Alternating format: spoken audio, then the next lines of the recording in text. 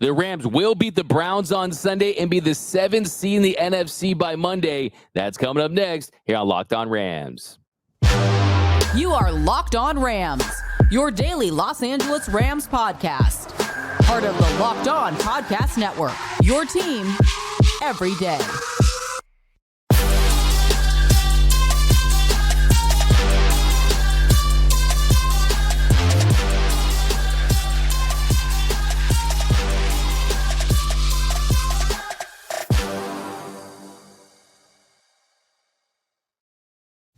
What is up, Ramley, and welcome to another episode of Locked On Rams, your daily podcast covering your Los Angeles Rams. Free and available wherever you get your podcasts. Locked On Rams, part of Locked On Podcast Network, your team every day. We're also available over on YouTube, so if you haven't yet, do us a huge favor. Join the party, hit that subscribe button, hit that notification bell, hit that like button, and let us know. Give us your score predictions and your biggest key to victory down below. My name is Doug McCain. My friends call me D-Mac. You can follow me on X and Instagram at DMac_LA. I've been following LA sports over a decade, covering LA sports for a decade. Lakers for SI, Dodgers Nation, 24/7 Sports. Now the Rams for Locked On. And as always, I'm joined by the Rams pre, half, and post-game show host for the Rams flagship radio station, ESPN 710 LA. He's in his 8th season covering your Los Angeles Rams, the People's Champ, Mr. Travis Rogers. You can follow him on X at Travis Rogers. And on today's show, we got keys to victory, matchups, facts and factors, injury reports. We're breaking down this entire Rams-Browns Week 13 matchup. But first, this episode of Locked On Rams is brought to you by Gametime.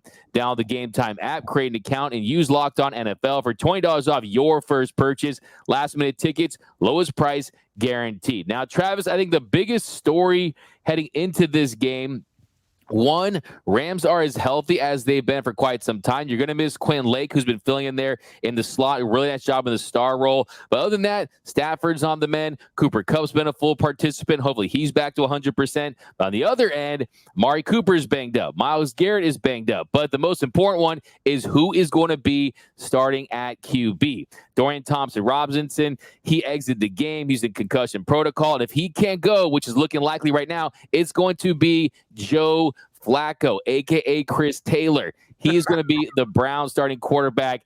I'd have that on my bingo card. I did not expect to be facing Joe Flacco. Do you think maybe he can rekindle some of that form that he had when they won a Super Bowl back in the day? No. Yeah, so I think, look, it's kind of breaking their way, right? Think about what happened last night with the Cowboys and the Seahawks. The Seahawks probably should have won that game, right? It felt like, DK Metcalf gets 3 touchdowns. The Cowboys had not lost a game at home all year. They hadn't been behind all year. And all of a sudden, Seahawks kind of have them on the run a little bit.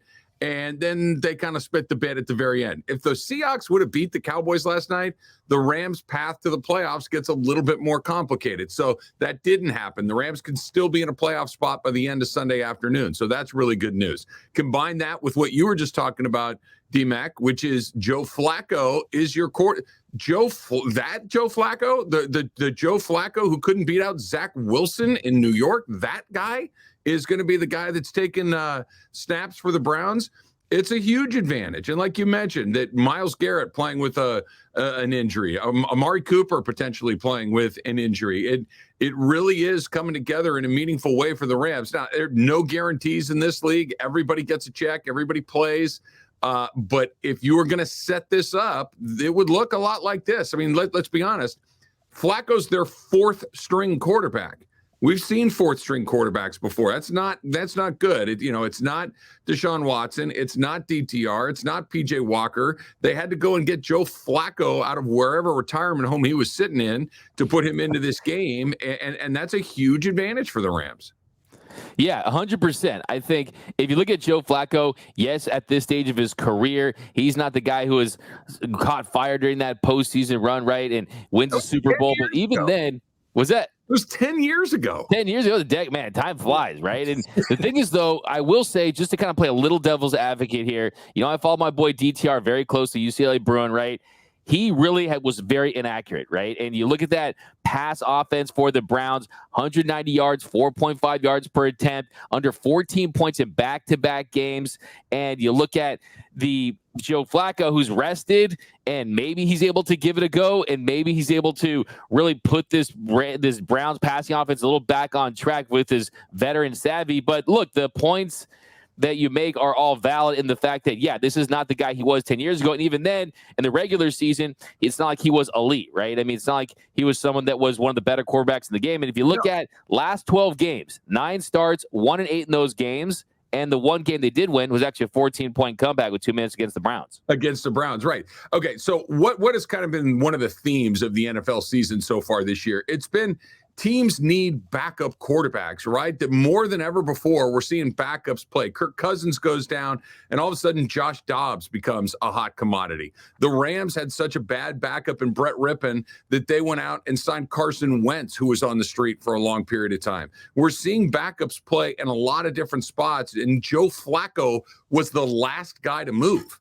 I think that tells you something, right? That the Jets have gone to Tim Boyle. They've gone to all of these other guys. They let Zach Wilson basically burn their season down to the ground rather than go back to a guy that they're familiar with in Joe Flacco. I think that's meaningful. That doesn't mean he can't come in and beat the Rams 14-13 or 13-10 or whatever it is. But if the Rams can find a way to score 20 points, 21 points, 24, 23, something like that, I really can't see Cleveland getting above 20. I think it's a huge opportunity for them. The league is desperate for quarterbacks, and Joe Flacco wasn't on a team until December. That's just, I mean, that tells you all you need to know about what the rest of the league thinks about Joe Flacco. Yeah, no, there's no question about that. I mean, I don't think that Joe Flacco is going to win this game per se by lighting up this Rams defense, even though they're not one of the best defenses as far as value and as far as cash spent. There's been like $54 million of this defense in the offseason, and they're not the last in the league. They've overachieved. There's no doubt about that. But I do think that if he game manages, and really the path to victory for this Browns team is, can you run the football against this Rams defense consistently? Because you look at Ford last week, 7.2 yards per carry. He hit some gashers, 19-yard run against the Broncos. You look at this Rams defense, give 4.5 yards per carry to James Conner. So that's how they're going to try to win this football game. Keep it on the ground, game manage a little bit. Amari Cooper, Njoku, you look at the tight end position, how they utilize that. So really, that's going to be the biggest key. I'm not losing sleep over Joe Flacco, I'll tell you that much, right? But I just think that kind of going into this, every Rams game, I don't think you go in expecting to win. You hope to win. Hopefully everything breaks right. I think you're absolutely right. The key number right there is 20-plus points. If the Rams get 20-plus points against the best defense in the NFL, then you're feeling good about a victory. And then shout out to the Cowboys last night. The Rams straight up broke the Seahawks this year. Literally, the Rams are the reason why the Seahawks aren't going to be in the playoffs. By the way, in the comments down below, they call them the Sea Chickens. I've heard Sea Chickens. I like that. That's good. Yeah. I think that's a strong insult. Look, I get it. I was reading Bill Barnwell was talking about all the NFC wildcard teams that have a shot in the Rams, and he brought up an interesting point. I really hadn't thought of it like this, but I thought it was interesting. The Rams have beaten the teams that they probably should have beaten, and they've lost to all the teams they probably should have lost to. Maybe the exception is the Pittsburgh Steelers in there, but they've been in all the games. So other than the Cowboys, really. So they've been competitive in every game. They're beating the teams that they're supposed to beat, or at least they're very close to the teams they're supposed to beat. Isn't that exactly what Cleveland is? Cleveland is a team that, and I agree with you, D-Mac, not that you're going to take out a second mortgage and put it on the Rams this weekend, but it's breaking their way. And when the Rams have an opportunity for it to break their way, it usually does. So I'm not running to the window to place a bet on this one. But at the same time, I do think that this is something that they should have. I'm still a big believer in Sean McVay, in culture, in making sure that guys are ready to play when they're ready to play. And this is the biggest game of their season. I think they're going to be ready to go on Sunday.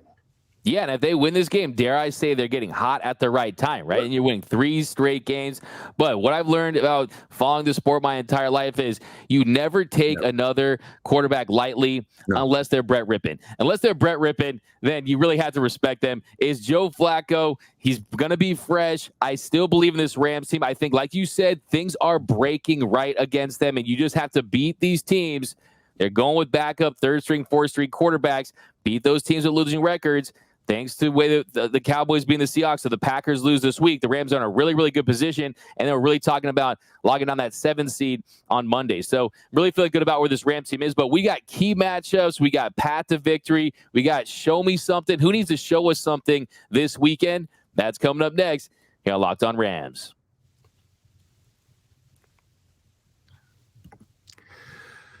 As the weather gets colder, the NFL offers stay hot on FanDuel, right? Right now, new customers get $150 in bonus bets with any winning $5 moneyline bet. That's $150 if your team wins. So let me say that again, right? New customers get $150 in bonus bets with any winning $5 moneyline bet, $150 if your team wins. So what does that mean? It means if you've been thinking about joining FanDuel, there's no better time to get in on the action than right now. The app, the FanDuel app, super easy to use. There's a wide range of betting options that includes spreads, player props, over-unders, and more.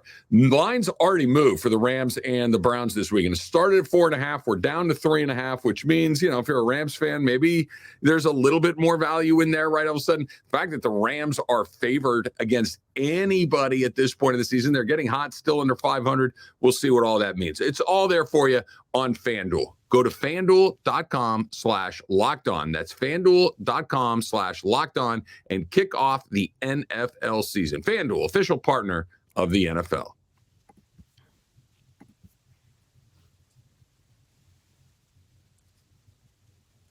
And we're off running here on Locked On Rams. Thanks for making Locked On Rams your first listen every single weekday, free and available wherever you get your podcast. Locked On Rams, part of Locked On Podcast Network, your team every day.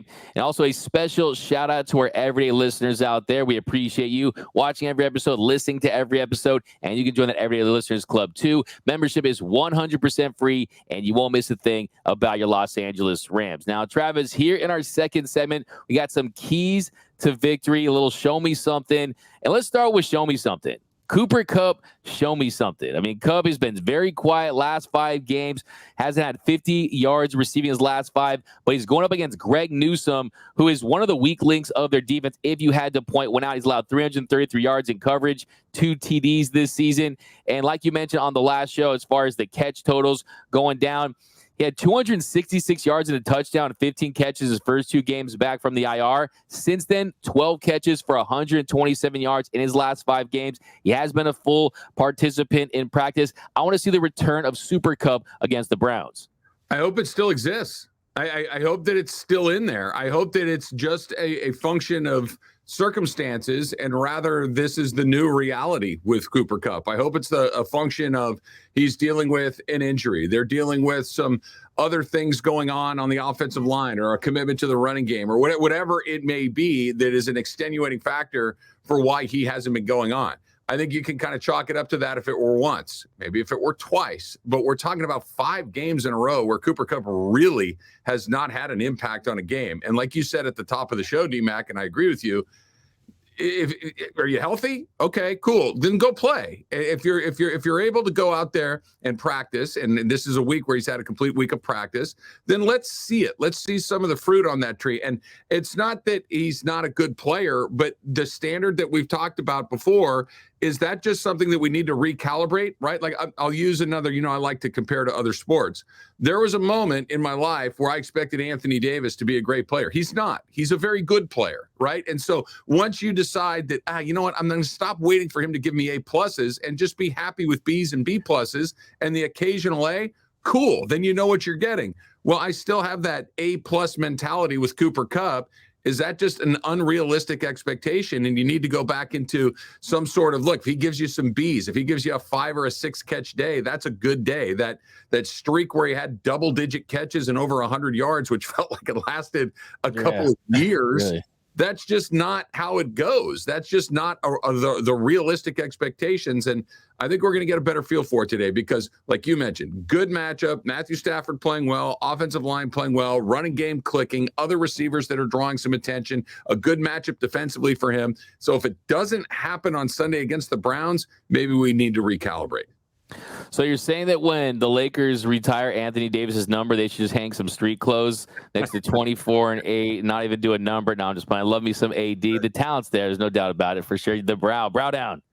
But Next, show me something, and this is probably a little bit of a shocker considering the game he just had, but Kyron Williams, Yes. 143 yards on 16 carries, had 6 catches for 61 yards, 2 TDs, won the NFC Player of the Week. But as you mentioned earlier in the week, that's against the Cardinals, right? This is against the vaunted Browns defense. The reason why we need to have him show me something is that's going to be a way to try to neutralize this ferocious front of the Browns, led by Myles Garrett, is short passes. You don't want to see long dropbacks. You want to see them get some yards on the ground. And this Browns defense is no joke. I mean, you look at this defense, best in the business. They've allowed 320 fewer yards than any team in the NFL, 248 yards per game. This is a stout D. Kyron Williams need to continue this momentum, and maybe at the end of this game, if he has another big game, we're not talking about a top 15, 20 running back. We're talking about a top 5 to 10 running back. He has a chance to make a big statement and continue on the momentum that he built last week. He's had 3 really nice games this year. 3 really nice games. 2 of them are against the Arizona Cardinals. So let's get another one on the board, to your point, D-Max. So it's not just a, hey, the question mark gets erased. It's just, to your point, hey, is he good? No, he's good. He goes out there and he does it. And like you said, Myles Garrett's going to be over there. What version of Myles Garrett we get, I don't know. We'll see how healthy he is, but he's going to be there, and he is a real problem. So I think one of the things that we've seen teams have success against Aaron Donald, the limited success that they've had, is San Francisco. And what do they do in San Francisco with Aaron Donald? They get rid of the ball really quickly and they run right at him, right? They go at him and kind of make him wait for the run coming, as opposed to just being able to move forward the entire time. Let's see if that's Sean McVay's plan. Let's see if he kind of adopts a similar strategy. Let's run at Myles Garrett. Let's get the ball out of Matthew Stafford's hands quickly and try to make him play both ways on defense. Make him a pass rusher and a run defender. I think that can slow him down a little bit. It's Myles Garrett. He's going to have a day. He's always going to have a day. He's a great player.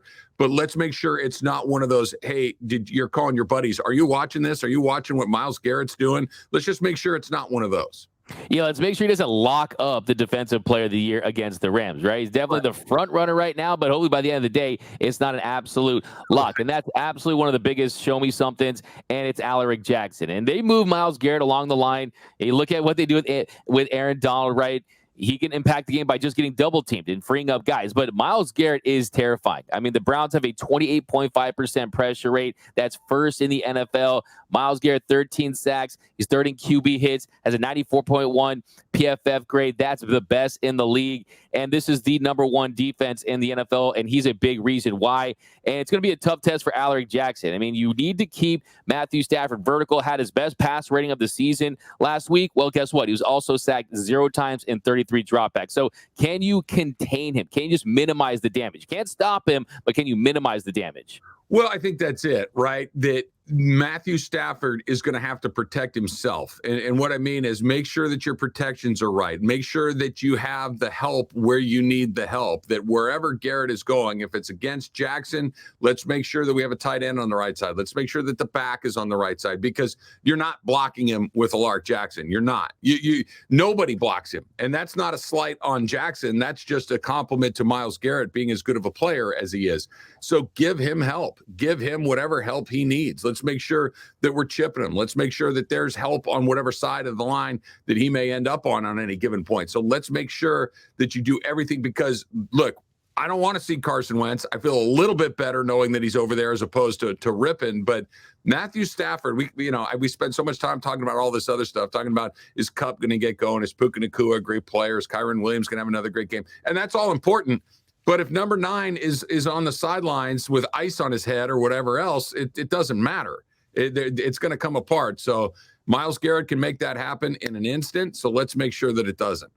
Yeah, whatever you have to do to stop him. You have to take out your helmet off and swing at him and pretend he's Mason Rudolph and that sort of thing. But absolutely, that's going to be the biggest key. You're going to have your eyes on him the entire day. Now, on the other side of the football, I think you look at Kobe Turner. Can Kobe Turner build on the success he had, and can the Rams get pressure from someone not named number 99? I think that's going to be a big key in this one.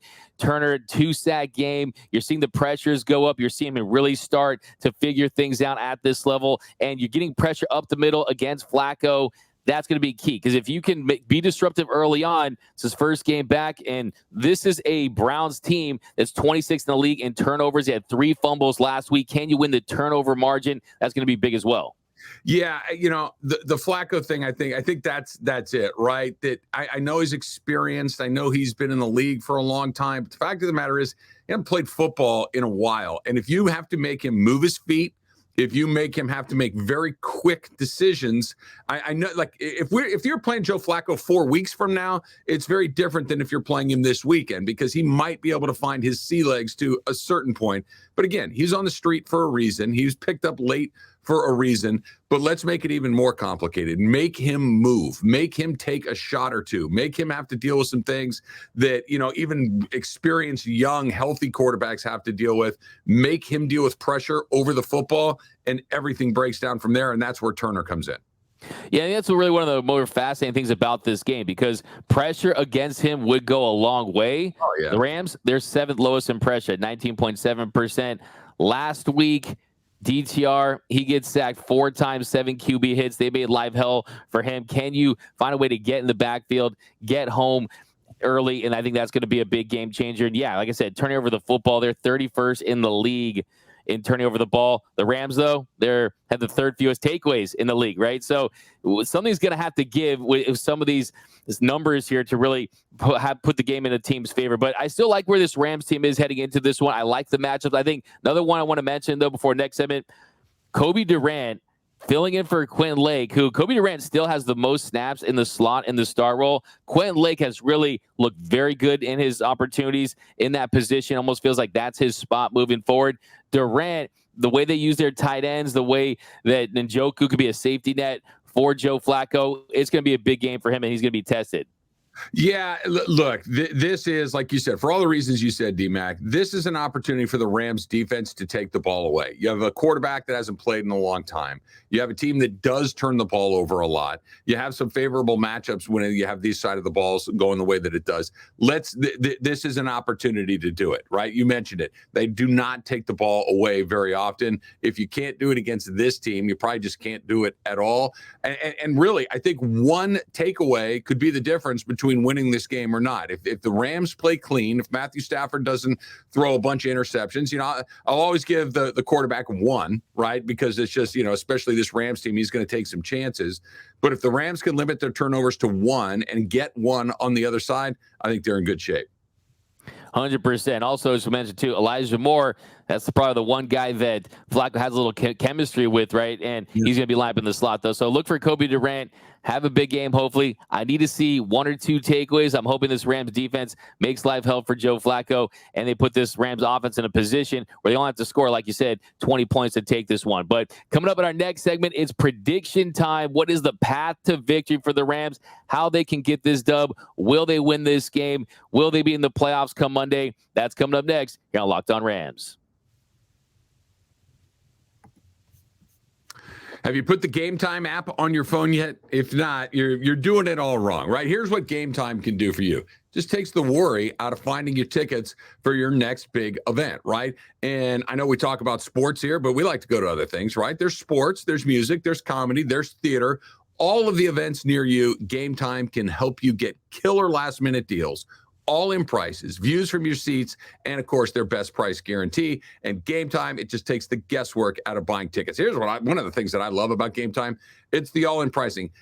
You've probably used another platform. We all have, right? And you're like, oh, that's not so bad. And then by the time you go to checkout, it's like, that's not even close to what we were talking about. Not with the Gametime app and not with their all-in pricing. See where you're sitting before you buy so you know exactly what to expect when you arrive. They got tickets right up to the start of the event, even an hour after it starts. That's not a bad way to do it sometimes. It is the place to find last-minute tickets on that Gametime app. So take the guesswork out of buying tickets with Gametime. Here's how you do it. You download the Gametime app, you create an account, and you use the code LOCKEDONNFL for $20 off your first purchase. The code again is LOCKEDONNFL, LOCKEDONNFL for $20 off your first purchase. Terms apply. Create that Gametime account, put the app on your phone, redeem the code LOCKEDONNFL for $20 off, and enjoy the game. And welcome back to Locked On Rams. Thank you for making Locked On Rams your first listen every single weekday, free and available wherever you get your podcast. Now, Travis, here in our third segment, throwing out some predictions. I think I'm going to start with this one because when I think of football in Cleveland, I think of the Cleveland Rams, right? It's still a Rams town in Cleveland. Of course, the Rams were there 1937 to 1946. The Rams, the first major league team, the first team to go cross the Mississippi, really led the way to the Giants and the Dodgers. This is a game that puts the Rams back in the playoffs. It's at home. Yes, there will be Browns fans there, but still, I think the Rams, the way they are, they're healthy. Matthew Stafford 3-0 in his career versus Cleveland. I like where this team's at. I'm taking the Rams. I'm going to go the final score. I'm going 26-17. Okay. That's a big number. They cover as well. Let me ask you something. I went on the Ultimate Cleveland Sports Show earlier this week and was talking with I saw that. Yeah, and they asked me what I thought the percentage of Browns fans in SoFi Stadium will be. What do you think it's going to be? So after talking to Jeff Lloyd of Locked On Browns yesterday, who said that there's a lot of Browns fans are going to be there, I'm going to say 45%, maybe. Okay, let me just throw this at you and tell me if this changes your mind. I've been doing this for the Rams, their pre-half and post, since they came back to Los Angeles. It's the 8th season that you mentioned off the top of the show every day. I occasionally get touched up for tickets. Let me just tell everybody out there, I never have them, but people don't know that. But they still ask me. I've never had more people ask me for tickets than I have for this week against Cleveland. Okay? Really? Yes. Literally a couple of handfuls of, hey, I hate to ask, but is there any Cleveland? So I think we need to get ready for a lot. The dog pound's coming, man. I think there's going to be a lot of orange in SoFi Stadium. Now, that's not a big deal because I think the Rams have just become accustomed and resigned to the fact that that's going to happen a lot and probably for a very long time. It's just the reality of it. I don't like it, but I'm tired of fighting it. I think it could be upwards of 65, 70%. I really do. I think it could be very, very Cleveland-centric. That being said, I think the Rams win because they have to.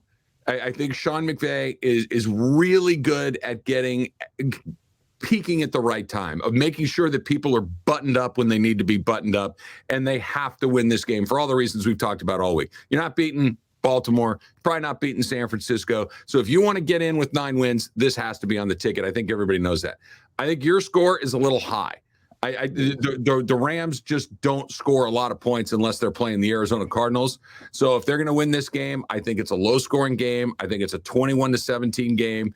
And I think that if the Rams can get over 20, they win. Maybe there's a universe where 17 does the trick. But I think if you can get over 20, the Rams win this game. And if Green Bay loses to Kansas City, you and I are talking Monday morning about an NFC wildcard Rams team.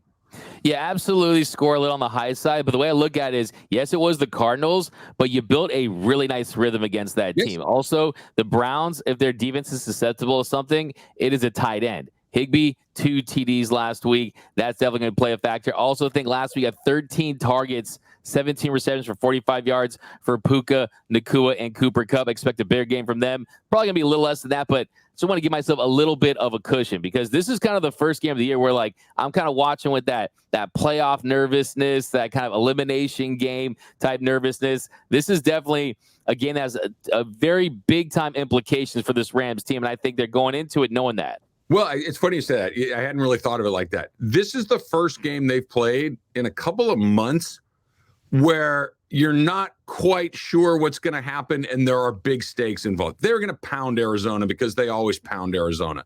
The Seahawks games are always kind of weird because it's a division game, and that's a pretty good matchup for them along the way. But even going back to Green Bay with Brett, you're like, yeah, this probably isn't going to happen. The Steelers game, the Rams, it felt like they were spiraling. They'd lost a handful of games in a row already, and it just was like, all right, are we getting ready for draft picks? Well, now you've fought your way all the way back into this, and the opponent you have is good. The Cleveland Browns are good. They're flawed for all the reasons we've talked about, but this is the first time where there are stakes and there are unknowns. And I'm interested to see how they look. I think they're going to be ready. I think they're going to play well, but this is really the first time since maybe the middle of October where you've looked at it and said, hey, I think they got a chance to X, Y, Z, and there are stakes on the table. Let's see what it looks like. Exactly. That's what makes this matchup so fascinating. Because at the end of the day, you're going up against the best defense. They got some big guys banged up, though. I think everything really points to a Rams victory. Keep Stafford healthy, man. 2 sacks or less. Avoid the big disruptive sacks, and I think that they walk away with the dub. By the way, they're wearing the white uniforms this week. The crispiest, the best combination, in my opinion, going with the white at home. You don't like the white at home? Really? No. Super Bowl? No. Okay, what's your favorite combo, Travis? I like the blue jerseys with the yellow pants. Yeah, that's my second. The white's crispy, though. Modern throwback. Yeah, I know. I feel like the all bone last week looked really good. I actually like the all bone. I like when they mix and match the bone with anything else. But when it's all bone, I'm feeling it. But that sounds like a good off-season topic. But that's going to do it for this episode of Locked On Rams. My name is Doug McCain. You can follow me on X and Instagram at DMAC_LA. And as always, you can follow the People's Champ, Mr. Travis Rogers, at Travis Rogers. Until next time, whose house is Locked On Rams house?